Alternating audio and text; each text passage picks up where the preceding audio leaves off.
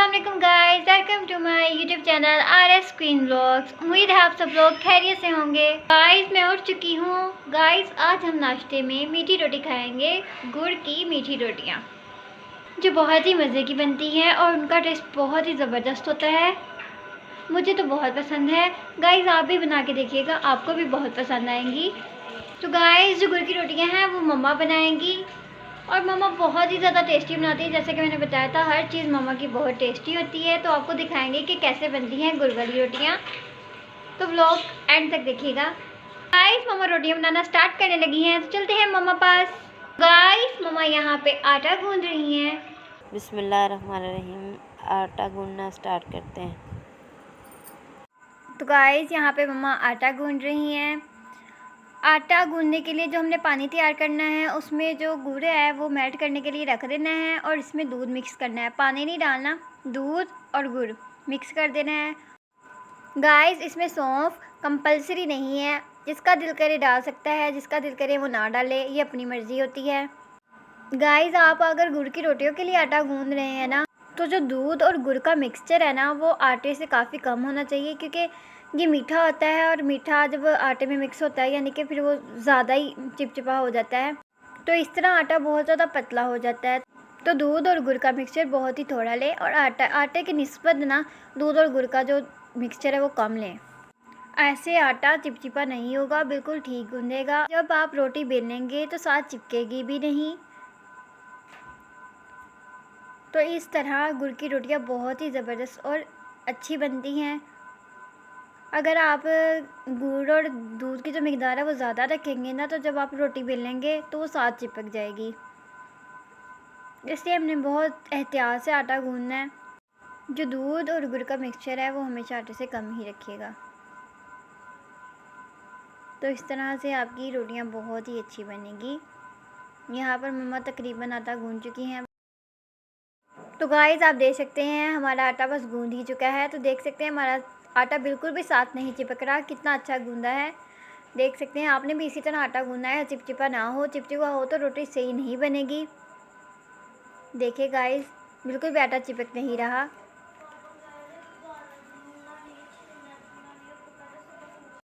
Guys आप आटे को जितना गूंदेगी उतनी ही अच्छी रोटी बनेगी। एक तो इसमें दूध और गुड़ का मिक्सचर ज़्यादा इस्तेमाल ना करें आटे की निस्बत, और ज़्यादा से ज़्यादा गूंदें तो आपकी रोटी नरम और बहुत ही मज़े की बनेगी। गाइस ये गुड़ की रोटियां बहुत ही मज़े की होती हैं। इसे घर पर एक बार ज़रूर ट्राई करिएगा, आपको बहुत पसंद आएंगी। हम इसे सेव करके भी रख सकते हैं, जब दिल किया बंदा खा ले। यहाँ पे आटा अच्छी तरह से गूंद चुका है और इसे थोड़ी देर के लिए रख लेंगे, फिर इसकी रोटियां बनाइएगा। आटा गूंदने के फ़ौरन बाद ही रोटियां ना बनाएं। अब इसको थोड़ी देर के लिए साइड पे रख देंगे और फिर रोटियां बनाएंगे। तो गाइस मम्मा ने रोटी को तवे पे डाल दिया है। आपने रोटी को बेलते हुए देखा होगा, बिल्कुल भी साथ नहीं चिपकी थी। अब देखिए मम्मा ने तवे पे डाली है, तब भी नहीं चिपक रही। आटा गूंदना आएगा तो रोटी बहुत ही ज़बरदस्त बनेगी, अच्छी बनेगी, बहुत ही जायकेदार बनेगी। तो यहाँ हम देख सकते हैं मम्मा पहले एक साइड मम्मा पका रही हैं अच्छी तरह से, फिर दूसरी साइड की पकाएंगे। इस तरह से रोटी कच्ची नहीं रहती। गाइस पापा को तो ये रोटियां बहुत ही ज़्यादा पसंद हैं। गाइस देख सकते हैं इसका कलर कितना प्यारा आया है। गाइस आप देख ही सकते हैं, ये देखने में ही इतनी प्यारी लग रही हैं, तो खाने में कितनी मज़ेदार होगी, कितनी जायकेदार होंगी। इसकी तो लुक ही इतनी प्यारी आई है, देख के दिल करता है इंसान खा ले। जितनी ये देखने में अच्छी लग रही है ना गाइस, इसका जायका भी इतना ही अच्छा था, बहुत ज़्यादा टेस्टी था। यहाँ पर मम्मा ने उतार दी हैं। देखिए गाइस कितनी टेस्टी बनी हैं। गाइस तो ये रोटियाँ स्पेशल पापा के लिए बनी थी। तो सबसे पहले पापा को ही चेक करवाते हैं और पूछते हैं पापा कैसी बनी हैं। तो बताएं पापा कैसी बनी हैं। बहुत अच्छी बनी, सही बनी है। माशाल्लाह से अल्लाह के फजल से मीठी बनी है, बहुत मज़ेदार बनी है, बहुत जायका अच्छा बना है, सही बनी है। तो गाइस मैं भी ये नाश्ता करने लगी हूँ क्योंकि मुझे बहुत भूख लग रही है। गाइस नाश्ता कर लिए हैं, चले अब जो बर्तन पड़े हैं उन्हें धो लेते हैं। तो गाइस आज मेरा पेपर शाम टाइम था, इसलिए नाश्ता करने के बाद मैं घर के काम कर रही हूँ। नाश्ता वगैरह करने के बाद, बर्तन वगैरह धोने के बाद, उसके बाद मैं तैयार होकर पेपर देने के लिए चली जाऊँगी।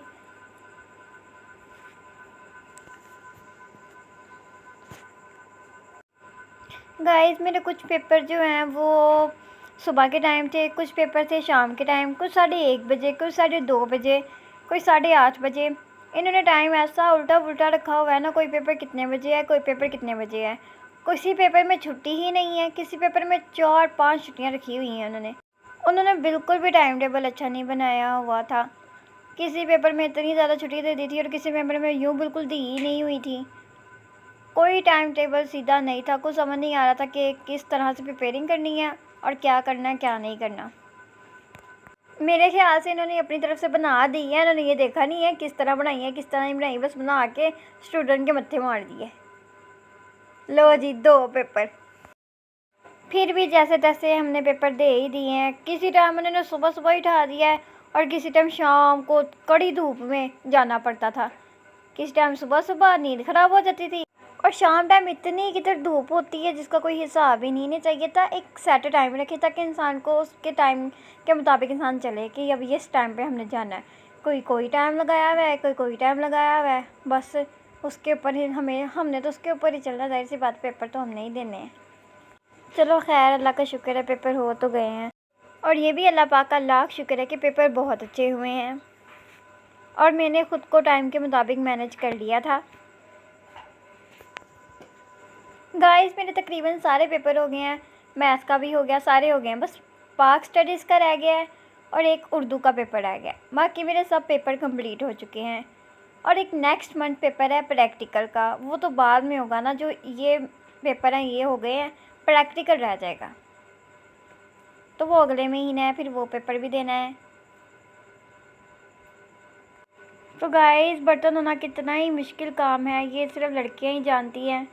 और गाइस ये भी बहुत होता है, इसके बारे में तो लड़कियां जानती होंगी ना, कि सारे बर्तन धो दिए जाएं और बाद में एक पतीली जो साइड पे पड़ी होती है जो हमें नज़र नहीं आ रही होती, सब बर्तन साफ़ कर देते हैं, शेल्फ साफ़ कर देते हैं, सब कुछ साफ़ कर देते हैं, तब जाके पता लगता है कि वो पतीली पड़ी है, अभी वो भी धोने वाली है। तो फिर हमें बहुत अफसोस होता है। ये तो सिर्फ लड़कियाँ इस चीज़ का दर्द जान सकती हैं ना। और एक बर्तन धोना वैसे ही बड़े दुख का काम है। वैसे गाइस अल्लाह ने लड़कों को लड़कों के कामों के लिए और लड़कियों को लड़कियों के कामों के लिए बनाया है। हम कहते हैं लड़की होना मुश्किल है, लड़के कहते हैं लड़के होना मुश्किल है। ये तो अल्लाह ने सबको उसके लेवल पे बनाया है। मर्द को ज़्यादा ताकत दी है, औरत को उससे कम दी है, लेकिन किसी जगह पे औरत ज़्यादा ताकतवर हो जाती है और मर्द कमज़ोर पड़ जाता है। यानी सबको अपनी जगह पे बनाया है कि तुमने ये काम करना है, तुम्हारी ये ड्यूटी है। ना तो औरत की ज़िंदगी आसान है, ना तो मर्द की ज़िंदगी आसान है।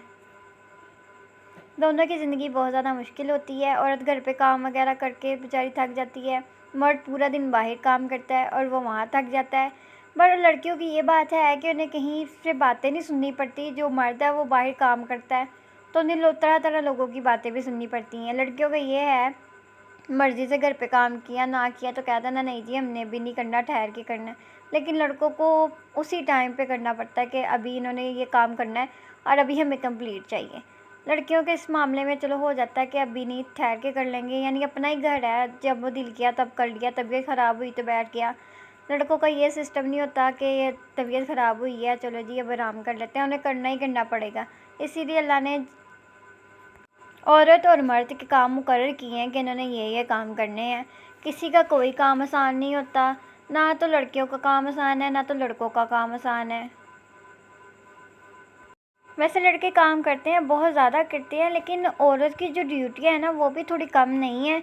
घर संभालना पड़ता है, सारे काम संभालने पड़ते हैं, खाना पीना संभालना पड़ता है, फिर जो उसकी औलाद होती है उसको भी संभालना पड़ता है, यानी उसकी कुछ ज़्यादा ही ड्यूटियाँ बढ़ जाती हैं। मर्द का ये है कि काम से वापस आके फिर उसे होता है कि हाँ जी मेरा काम ख़त्म हो गया, लेकिन औरत का काम ख़त्म होने का नाम ही नहीं लेता।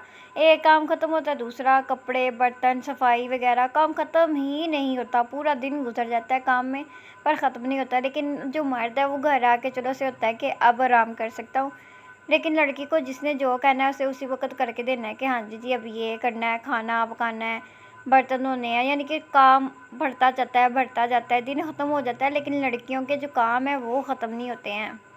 इस मामले में लड़कियां थोड़ी हैं ज़्यादा काम करती हैं। नहीं गाइस, बातों बातों में बर्तन धुल चुके हैं और जब ये सूख जाएंगे तो इसे कैबिन में रख दूँगी। तो गाइस बर्तन धुल चुके हैं, नाश्ता भी कर लिया है, अब पेपर देने जाना है। तो गाइस मैं हमेशा जो पेपर का टाइम होता है ना उससे 1 घंटा पहले जाती हूँ कि कभी भी कुछ भी हो सकता है, गाड़ी ख़राब हो सकती है, कुछ भी हो सकता है। तो गाइस मैं पेपर देने के लिए जाने लगी हूँ। गाइस तो मैं ये पेपर दे चुकी हूँ। गाइस अब नेक्स्ट पेपर अगले ही दिन है, 3 तारीख को, फ्राइडे वाले दिन, पार्क स्टडीज़ का। गाइस पेपर तो दे दिया है, अब खाने की तैयारी करते हैं। गाइस तो आज हम खाने में भिंडियाँ बना रहे हैं। मुझे भिंडियों का सालन बहुत पसंद है। गाइस मैं बहुत शौक़ से भिंडियों का सालन खाती हूँ। भिंडियों का सालन बहुत टेस्टी होता है और मुझे भिंडियों का सालन बहुत पसंद है। तो चलिए बनाते हैं भिंडियों का सालन। गाइस मैंने पतीली को चूल्हे पर रख दिया है। अब इसमें घी डालूँगी।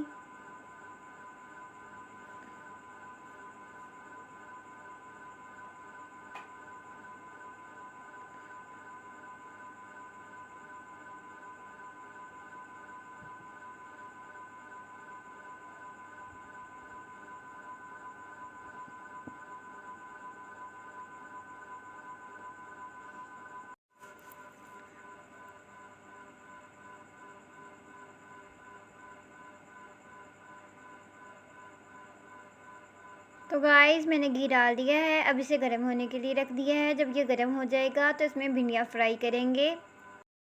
गाइस घी गर्म हो चुका है, अब इसमें भिंडियाँ ऐड करेंगे।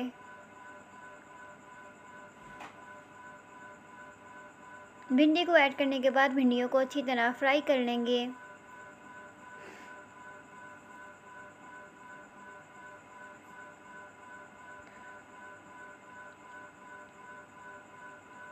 सारी भिंडियों को अच्छी तरह फ्राई करेंगे। गाइस भिंडियाँ फ्राई हो चुकी हैं, अब इसे अलग टोकरी में निकाल लेते हैं।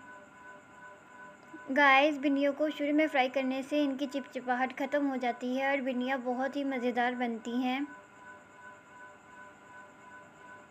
मैं सारी भिंडियों को इन टोकरियों में निकाल के साइड पे रख दूँगी।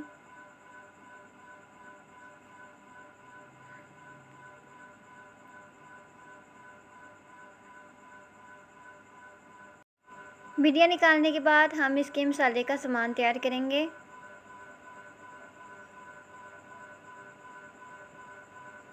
जो भिंडियों में मौजूद घी है उसको पतीली में निकाल रही हूँ।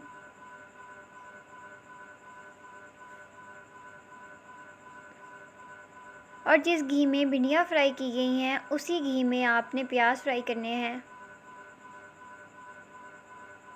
इससे टेस्ट बहुत ही ज़्यादा अच्छा आता है।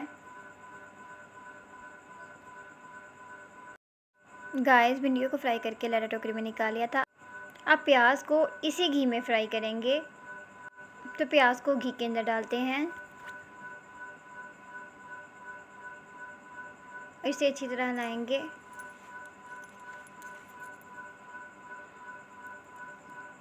गाइस भिंडी में डालने के लिए आप जो प्याज फ्राई करते हैं वो ज़्यादा फ्राई ना करें, नॉर्मल फ्राई करें, इससे भिंडियाँ बहुत ज़्यादा टेस्टी बनती हैं। तो गाइस जब प्याज फ्राई हो जाएंगे तो इसमें बाकी चीज़ें ऐड करेंगे। ले गाइस प्याज फ्राई हो चुके हैं, अब इसमें टमाटर ऐड करने लगी हूँ। तो गाइस मैं टमाटरों को प्याज में मिक्स कर रही हूँ। देख सकते हैं गाइस प्याज को नॉर्मल ही फ्राई किया है। तो गाइस अब इसमें मसाले ऐड करेंगे। पहले इसे अच्छी तरह मिक्स कर लेती हूँ।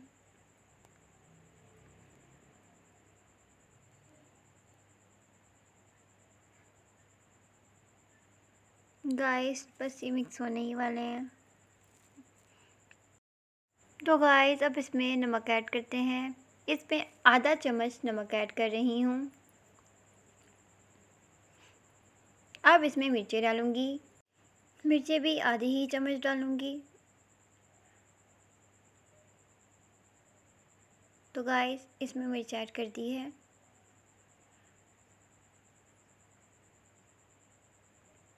अब इसमें हल्दी ऐड करने लगी हूँ।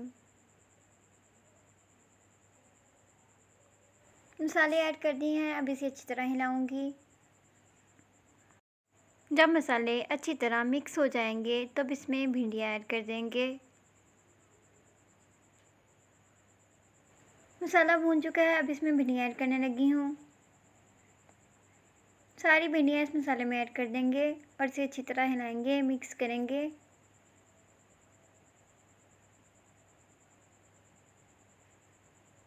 देख सकते हैं गाइस कितनी टेस्टी भिंडियाँ तैयार हो चुकी हैं।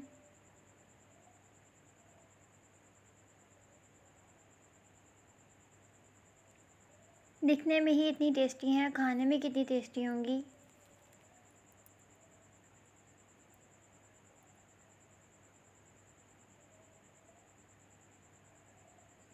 हमेशा भिंडियों में प्याज और टमाटर ज़्यादा डालने चाहिए क्योंकि इसमें अदरक लहसुन नहीं डलता। तो गाइस अब डब्बों को उठा के कैबिन में रख देते हैं।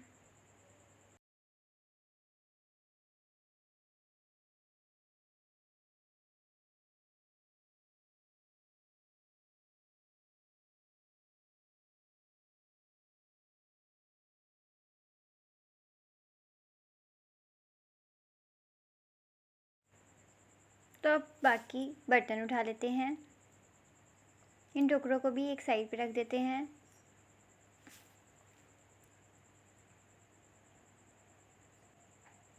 अब ये बर्तन उठा के इसमें रख देते हैं और इसे साइड पे रख देंगे। अब मम्मा रोटियां बनाएंगे और भी हम खाना खाएंगे।